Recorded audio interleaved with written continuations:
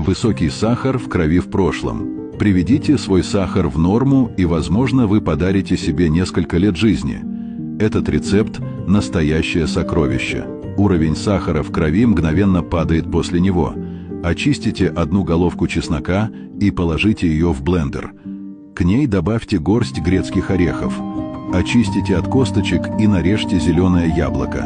Залейте 100 мл оливкового масла и все измельчите. Переложите эту пасту в контейнер. Храните ее в холодильнике не дольше месяца. Просто растворяйте чайную ложку пасты в стакане горячей воды и пейте натощак каждое утро.